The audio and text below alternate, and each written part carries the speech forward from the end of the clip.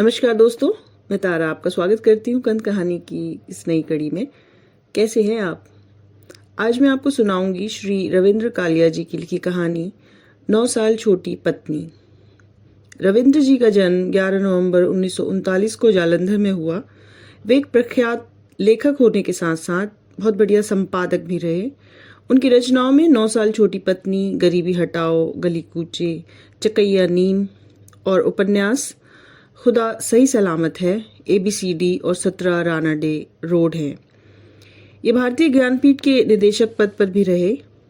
कई अन्य पुरस्कारों के अलावा इन्हें प्रेमचंद स्मृति सम्मान, लोहिया सम्मान, पद्मलाल बख्शी सम्मान और शिरोमणि साहित्य सम्मान से नवाजा गया।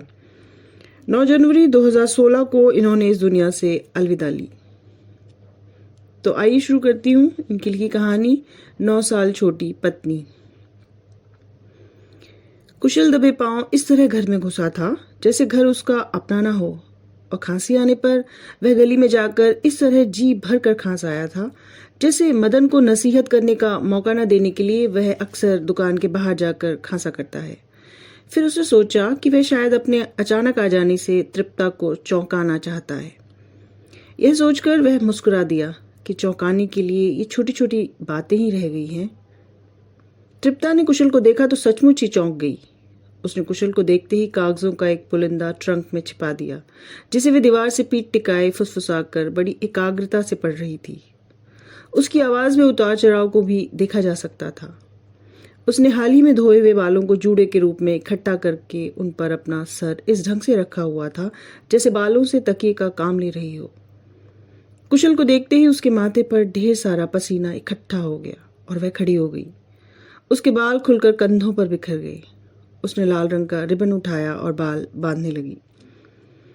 कुशल ने खाट पर बैठकर अपने जूते उतारे और बोला, आज मदन दिल्ली गया है और मैं उठाया। तृप्ता की कमीज पसीने से उसके शरीर पर चिपकती जा रही थी और गर्दन से पसीने के कतरे चुकर कॉलर बोन पर ऐसे रेंग रहे थे जैसे बारिश के बाद बिजली की तारों पर पानी रेंगता है। उसने कमीज के पल्लू से मुंह पोंछा और बोली, आज तो बहुत गर्मी है। फिर उसने ट्रंक को खाट के नीचे सरकाते हुए कहा, मैं तो समझी थी प्रकाश खाना लेने आया होगा। आप इस समय कैसे आ गए? फिर उसने कुशल के चेहरे की ओर देखते हुए पूछा, तबीयत तो ठीक है? कुशल सोचने लगा कि यदि वह तृप्ता की जगह होता तो इस समय कैसे आगे के स्थान पर कहां से टपक पड़े कहता। तृप्ता को लगातार सुर्ख होते देखकर और ढूंढने पर भी न मिलने के अंदाज में इधर उधर घूमते और नजर दौड़ाते देखकर कुशल ने जेब से माचिस निकालकर तृप्ता की ओर फेंकते हुए कहा, यह लो। तृप्ता ने माचिस दबोच ली और बोली, आप कैसे जान गए थे कि मैं माचिस ढूंढ रही थी? कुशल को मालूम था कि तृप्ता माचिस नहीं ढूंढ रही थी, बल्कि छोटी सी बात को लेकर परेशान हो रही थी। उसने केवल उसकी घबराहट कम करने के लिए ही माचिस फेंकी थी। फिर उसने कहा, मैं जानता था स्टोव पर तुम्हारी नजर नहीं जाएगी, जबकि तुम्हें मालूम है कि माचिस वहीं पड़ी रहती है। तृप्ता ने स्टोव जलाया और चाय का पानी चढ़ा दिया और फिर खुद भी कुशल के पास आकर बैठ गई और पैर हिलाने लगी। कुशल ने कहा, पैर क्यों हिला रही हो? तृप्ता ने पैर हिलाने बंद कर दिए और पास रखा तौलिया उठाकर रगड़ रगड़ कर मुंह साफ करने लगी। पसीना सूख गया था और वह भी फिर भी तौलिया नहीं छोड़ रही थी। कुशल ने उसे शांत करने के लिए अपने लहजे को बहुत ही नॉर्मल बनाते हुए कहा, कहानी लिख रही थी क्या? उसने तृप्ता की पीठ थपथपाते हुए कहा, मुझे लगता है तुम कहानियां लिखती रहो तो बहुत बड़ी लेखिका हो जाओगी। तृप्ता कुशल की ओर देखकर मुस्कुराई और उसकी बूशर्ट पर रेंगती हुई एक चींटी फेंकते हुए बोली, शादी के बाद तो कुछ भी नहीं लिखा, वही पुरानी कहानी पढ़ रही थी जिसे सुनकर आपने मेरा बहुत मजाक उड़ाया था। वह फिर पैर हिलाने लगी और शिकायत की मुद्रा में कुशल की ओर देखने लगी। कुशल ने महसूस किया कि कई बार बेवकूफ बनाकर उतना मजा नहीं आता जितना बनकर आता है। लेकिन जब तृप्ता बिल्कुल निश्चिंत हो गई कि कुशल पूरा बेवकूफ बन चुका है तो कुशल को वह अच्छा नहीं लगा। उसने कहा, अजीब बात है, टांगे तो मेरी दर्द कर रही हैं और हिला तुम रही हो। फिर उसने कुछ देर चुप रहकर कहा, तृप्ता जरा मेरी ओर देखो। तृप्ता ने तौलिया को ऊपर सरका कर थोड़ी सी आंख दिखाई और फिर जल्दी से मुंह छुपाती हुई बोली, आप मुझे डरा क्यों रहे हैं? डरा कैसे रहा हूं? कुशल को हल्की सी खुशी हुई। उसने तृप्ता के हाथ से तौलिया खींचते हुए देखा। देखो, स्टोव शायद बुझ गया है। तृप्ता कुछ ज्यादा ही तेजी से भागकर स्टोव की ओर गई, जैसे दूध उबल गया हो, और फिर कुशल की ओर पीट करके स्टोव के निकट ही पटरे पर बैठ गई। सहसा कुशल को लगा कि बाथरूम का नल खुला है। वैसे बाथरूम का नल तब तक खुला रहता है जब तक म्यूनिसिपैलिटी उसकी रगों को पानी मुहैया कर सकती है। इससे पहले गली में शोर कर रहे बच्चों की आवाज भी उसे सुनाई नहीं दे रही थी। बच्चों का शोर सुनकर वह सहसा मुस्कुरा दिया। मदन जब कभी मूड में होता तो दुकान में आने वाले ग्राहकों को कभी कभी कुशल का हवाला देकर सुनाया करता है कि भारत में तभी चैन से सोया जा सकता है। और फिर मदन चुटकी बजाकर कुशल को हाफ सेट चाय का ऑर्डर देने का इशारा करते हुए अपनी बात जारी रखता। जब रात को आप बच्चों की चिल्लपों को लोरी समझें और सुबह गली के नन्हे मुन्नों के सामूहिक रोने से आप घड़ी के अलार्म का काम लें। इतवार की दोपहर तो कुशल जैसे तैसे करके घर में ही बिता लेता है, परंतु इस समय बच्चों की चिल्लपों न तो लोरी का काम दे रही थी और न ही घड़ी के अलार्म की। उसने तृप्ता से पूछा, क्यों तृप्ता, गली के बच्चों के स्कूल कब खुल रहे हैं? तृप्ता ने मुस्कुराकर पीछे की ओर देखा। वह शायद अब तक संभल चुकी थी, या शायद उस आसान प्रश्न से प्रभावित होकर उसने सोच लिया था कि कुशल की दृष्टि इतनी पैनी नहीं जितनी वे समझ बैठी है। वह स्टोव से केतली उतारने लगी। उसने कुशल के लिए चाय का प्याला तैयार किया और कुशल को पकड़ाते हुए बोली, आप शेव बना ले, मैं तब तक आपके कपड़े आयरन कर दूं। कितना अच्छा हो अगर आज हम पिक्चर चलें? मेरा ख्याल है कि पिक्चर तो हम मदन के लौटने तक नहीं जा सकेंगे। उसे दिल्ली जाना था, मैंने पैसे नहीं मांगे। पिक्चर जितने पैसे हैं मेरे पास। तृप्ता ने पैरों से ट्रंक को खाट के और भी नीचे धकेलते हुए कहा, कल सोम दे गया था। कुशल की लंबी नाक प्याले में डूब गई। उसने अंतिम घूंट भरने के बाद खाली प्याला तृप्ता के हाथ में थमाते हुए कहा, पहले चाय का एक और कप, बाद में कुछ और। कुशल कल से ही सोम की चर्चा में मजा ले रहा था। कल जब सोम घर का पता जानने के लिए दुकान पर आया था तो कुशल जानबूझकर सोम के साथ खुद नहीं आया था, बल्कि उसने दुकान की चपरासी के साथ सोम को घर भिजवा दिया था। जब सोम आया था तो कुशल एक लेटर टाइप कर रहा था। जब वह चला गया, वह फिर टाइपराइटर पर झुक गया और टाइप करने लगा। सोम डरपोक था कि तृप्ता डरपोक थी? नहीं सयानी, सोम डरपोक था। सोम डरपोक है, सोम डरपोक रहेगा। तृप्ता डरपोक थी, तृप्ता डरपोक। कुशल ने मदन की ओर देखते हुए कागज निकाला और मेज के नीचे ले जाकर रद्दी की टोकरी में फेंक दिया। शाम को जब वह घर लौटा तो सोम जा चुका था। खाने के बाद जब तृप्ता तश्तरी में आम ले आई, उसने जानबूझकर नहीं पूछा कि आम कौन लाया। आम की गुठली चूसते हुए तृप्ता ने कहा था, 5 बजे तक सोम आपका इंतजार करता रहा। कुशल ने कोई उत्तर नहीं दिया और तृप्ता को चाय के लिए कहकर नल की ओर चला गया था। सोम कह रहा था, माँ बहुत याद कर रही थी। नल से लौटकर कुशल ने देखा तृप्ता की गालों पर आम का रस लगा था। उसने तृप्ता की बात अनसुनी कर दी और तौलिए से उसके गाल पहुंच दिए। चाय का दूसरा प्याला पीते पीते कुशल भी पसीने से भीगने लगा। उसने अपनी शर्ट उतारकर खाट पर रख दी और अपनी छाती के बालों से पसीना पोंछने लगा। काले बालों के बीच एक सफेद बाल पर उसकी नजर गई तो उसने उंगली पर लपेटकर जड़ समेत उखाड़ दिया। तृप्ता ने टेबल घसीटकर कुशल के आगे कर दिया और उस पर शेव का सामान टिका दिया। कुशल मुंह पर हाथ फेरते हुए आईने में अपना चेहरा देखने लगा। आप अब शेव बना लीजिए, तृप्ता ने कहा। कुशल की उतारी हुई शर्ट को चूहिया की दुम की तरह पकड़कर बाथरूम में ले गई। कुशल ने लेजर में ब्लेड फिट किया और देर तक मुंह पर साबुन की झाग करता रहा, लेकिन उसका शेव बनाने का मन नहीं कर रहा था। उसे मालूम था कि अगर उसने शेव बना ली तो नहाना भी पड़ेगा और नहाने के लिए वह बिल्कुल तैयार नहीं था। उसकी पिंडलियों में दर्द हो रहा था और देह का हर जोड़ टूट रहा था। यह सुबह से ही हो रहा था और यही कारण था कि वह सुबह भी बिना नहाए निकल गया था। इस अद्भुत थकावट और विचित्र दर्द से परेशान होकर ही आज सुबह उठते ही तृप्ता से उसने कहा था कि क्या बात है, वह कल से कुछ ज्यादा ही प्यार कर रही है। कुशल को चेहरे पर झांक करते देख तृप्ता ने पूछा कि वह क्या सोच रहा है।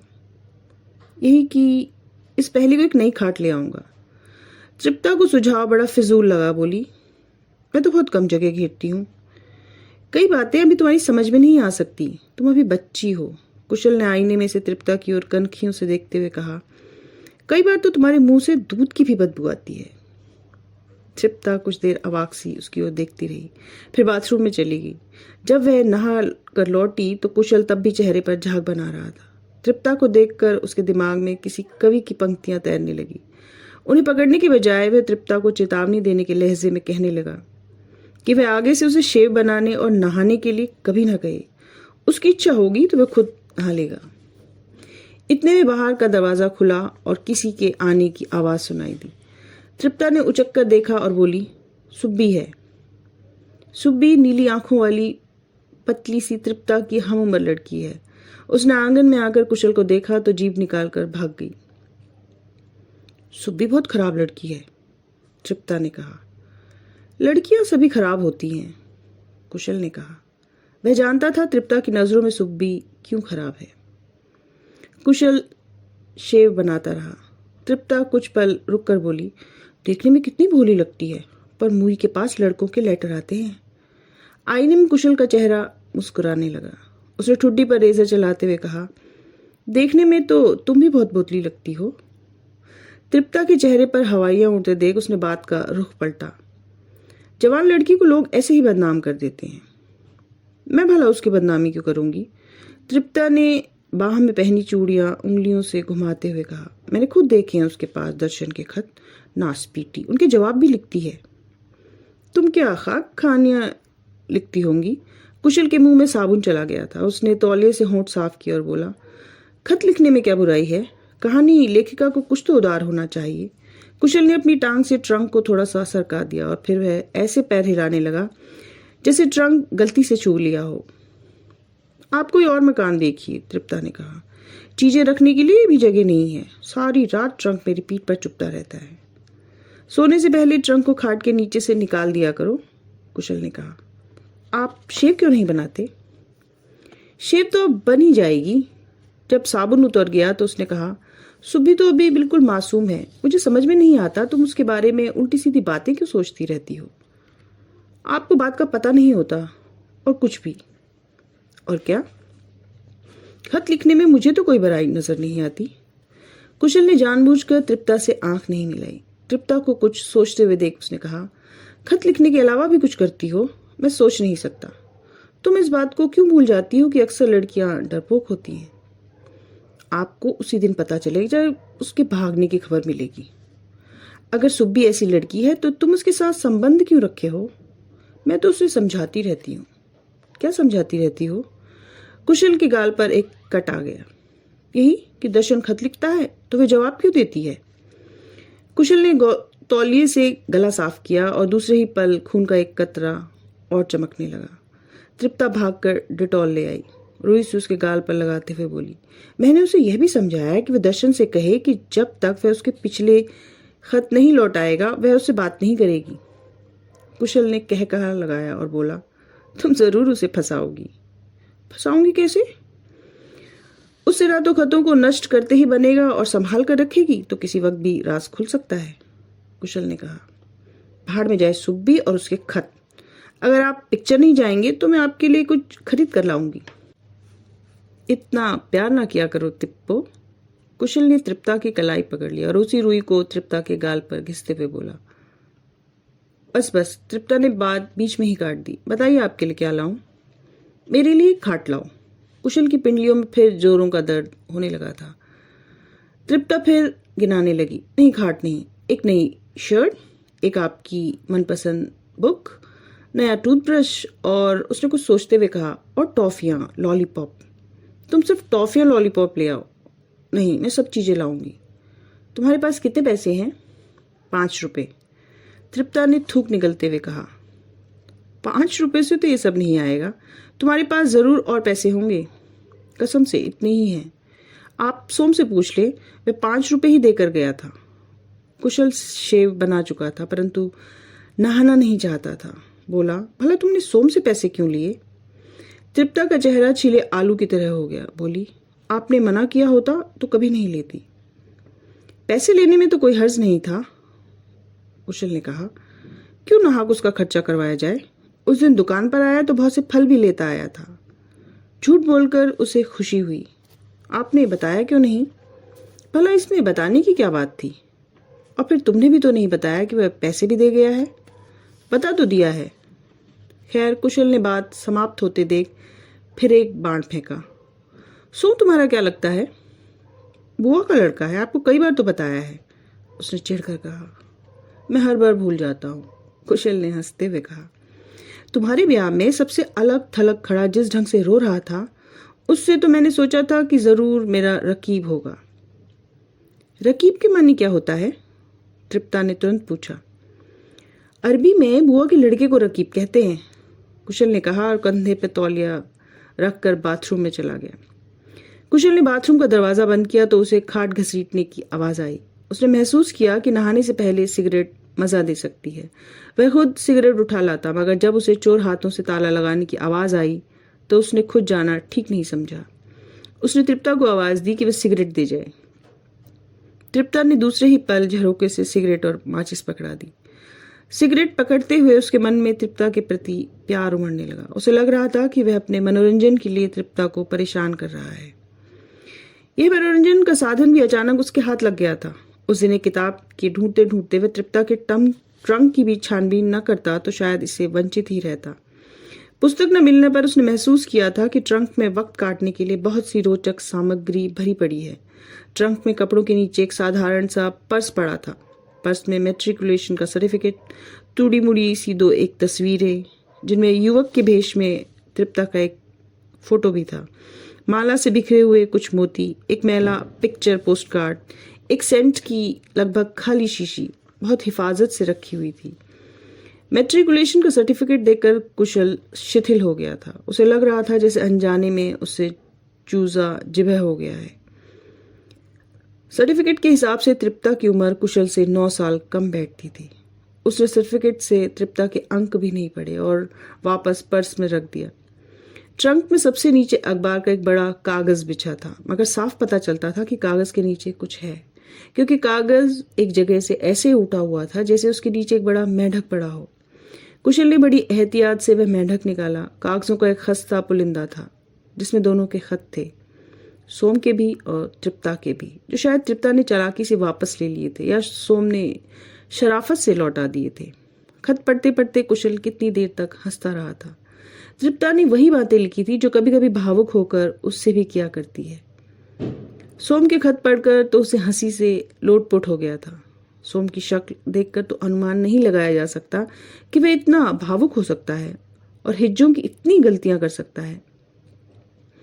इस बार जब सोम आया था तो उसने थोड़ी थोड़ी मूछें भी बढ़ाई हुई थी। कुशल को यह बात बड़ी अजीब लगी कि मूछें बढ़ाकर भी आदमी भावुक हो सकता है, मूछों वाला भावुक। शाम को जब तृप्ता बाजार से लौटी तो उसने कहा, तृप्ता तुम 30 बरस की कब होगी? क्यों, आप मुझे बूढ़ी देखना चाहते हैं? नहीं, बूढ़ी नहीं, लेकिन बच्ची भी नहीं। काश तुम 30 साल की होती। कुशल हंस पड़ा था। कुशल गुसलखाने से लौटा तो कमरे का रूप एकदम बदला हुआ था। खाट जो इससे पहले कमरे के ठीक बीच पड़ी थी, अब दूसरे कमरे में खुलने वाले दरवाजे के साथ टिका दी गई थी और उस पर अंगूरी रंग की एक नई शीट बिछी थी। खाट के साथ ही दीवार के बगल में तृप्ता का ट्रंक पड़ा था, जिस पर उसी द्वारा काढ़ा हुआ एक सुंदर मेजपोश बिछा था और उसके ऊपर बैठी तृप्ता क्रोशिये से कुछ बुन रही थी।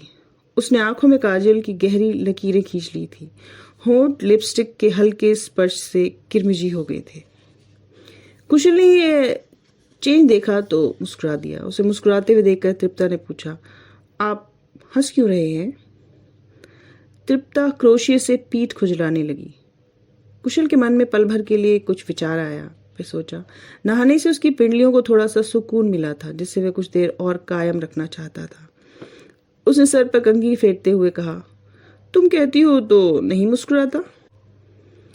आप कुछ सोच रहे हैं? तृप्ता क्रोशिये पर नजर गड़ाकर बोली। क्या सोच रहे हैं? कुशल ने कुछ सोचने की कोशिश की और काल्पनिक प्रेमिका का पुराना किस्सा ले बैठा। बोला, दरअसल मुझे शीला याद आ रही थी। जब मैं हंसता था तो वह भी तुम्हारी तरह टोक देती थी। जब मैं सिगरेट पीता था वह मुझसे दूर जा बैठती थी। जब कभी उसके घर जाता तो नौकर को भेजकर सिगरेट मंगवा लेती थी। अजीब लड़की थी शीला। कुशल ने सिगरेट सुलगाया और खाली पैकेट नाटकीय अंदाज में दूर फेंक दिया। तृप्ता ने क्रोशिये से आंखें नहीं उठाई। कुशल ने तृप्ता को लक्षित करके धुएं का एक गहरा बादल उसकी ओर फेंका। उसे आशा थी कि ताज़ी लिपस्टिक पर थोड़ा सा धुआं ज़रूर जम जाएगा। अपनी बात का प्रभाव न होते देख उसने बात आगे बढ़ाई कि कैसे वह शीला के साथ पिकनिक पर जाया करता था। और बस बस, मैं और नहीं सुनूंगी। तृप्ता ने क्रोशिये से आंखें उठाकर कुशल की ओर अचरज से देखते हुए कहा, आप मेरा बेवकूफ़ बना रहे हैं ना? कुशल ने एक लंबा कश लिया और बोला, अच्छा, अब तुम मेरा बेवकूफ़ बनाओ। इस बार उसने नाक से धुआं छोड़ा। तृप्ता को चुप देखकर उसने कहा, बनाओ भी। क्या? ये बेवकूफ़? उसने तृप्ता की ओर सरकते हुए कहा, तुम शायद समझती हो कि मैं पहले ही बेवकूफ़ हूँ। बेवकूफ़ तो आप मुझे बना रहे हैं। तृप्ता का चेहरा लाल हो गया था और करवाहट पी जाने से उसने रुआंसी सी होकर कहा, रकीब के मानी क्या होता है? बुआ का लड़का? कुशल ने सिगरेट के टुकड़े को पैर से मसल दिया। कहानी लेखिका होकर इसका भी अर्थ नहीं पता? कुशल को मालूम था कि अब वह कहानी लेखिका का लिबास ओढ़ने के लिए विवश है। आपको मेरा कुछ भी पसंद नहीं। तृप्ता की आंखों में पानी चमकने लगा था। वह चाहता तो आसानी से तृप्ता को रुला सकता था, परंतु उसने ऐसा किया नहीं। इधर उधर सिगरेट का कोई बड़ा टुकड़ा ढूंढते हुए उसने निहायत सादगी से कहा, बिल्कुल, मुझे तुम्हारी रचनाएं पसंद आ सकती हैं, लेकिन तुम सुनाओ तब तो। तृप्ता ने कुशल की ओर नहीं देखा, उसकी बात भी अनसुनी कर दी और घुटनों में सिर देकर बैठ गई। पहले तो कुशल के जी में आया कि तृप्ता को चुप करवाया जाए और उसी बहाने प्यार भी किया जाए, परंतु उसने महसूस किया कि बिना सिगरेट के कश खींचे प्यार नहीं किया जा सकता और भावुक तो बिल्कुल नहीं हुआ जा सकता। कुशल जानता है कि तृप्ता बिना भावुकता वाले प्यार को स्वीकार नहीं करेगी। उसने घुटनों पर झुकी तृप्ता की ओर देखा और पांव में चप्पल पहनने लगा। तृप्ता ने कुशल को चप्पल घसीटते हुए बाहर जाते देखा तो सिसकियां भरने लगी। कुशल के मन में तृप्ता के लिए प्यार उमड़ रहा था। उसे दुकान से इस प्रकार आने में कोई तुक नजर नहीं आ रही थी। उसे मालूम है कि अब वह तृप्ता को जितना भी मनाने का प्रयत्न करेगा वह उसी मात्रा में रूठती चली जाएगी। मनाने के इस लंबे सिलसिले से तो दुकान पर दिन भर टाइप करना कहीं आसान है। कुशल ने सोचा और पनवाड़ी से सिगरेट का पैकेट लिया। वह लौटा तो भरे टब में पानी गिरने की वही चिर परिचित आवाज सुनाई दी। उसे लगा जैसे सहसा किसी ने देर से उसके कानों में रखी रुई निकाल फेंकी हो या वह बरसों पुराने माहौल में लौट आया हो और उसने देखा तृप्ता खाट पर औंधी लेटी थी और उसने अपना मुंह तकिए में छिपा रखा था। स्टोव पर पानी उबल रहा था और जले हुए कागज स्टोव पर रखे पानी में तैर रहे थे।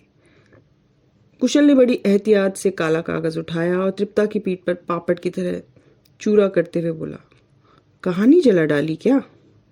उठो, शादीशुदा औरतें बच्चों की तरह नहीं रोया करती। तृप्ता जो धीमे धीमे सुबक रही थी फपक कर रोने लगी और उसकी हिचकी बंध गई। कुशल खाट के पास पड़े ट्रंक पर बैठ गया और खुले ताले से खेलने लगा जो मेजपोश पर अब पेपर वेट सा पड़ा था। सिगरेट सुलगाकर भी वह तृप्ता को चुप कराने का साहस न बटोर सका। उसे लग रहा था तृप्ता का रोना बिल्कुल जायज है। एक अंत भी बस यहीं तक था। तो क्या शिक्षा मिली? बड़ी समझदार के सामने होशियार न बने या फिर मासूम सी बातों को इग्नोर करें। आज के लिए इतना ही। अगली कड़ी में फिर भेंट होगी। धन्यवाद। नमस्कार।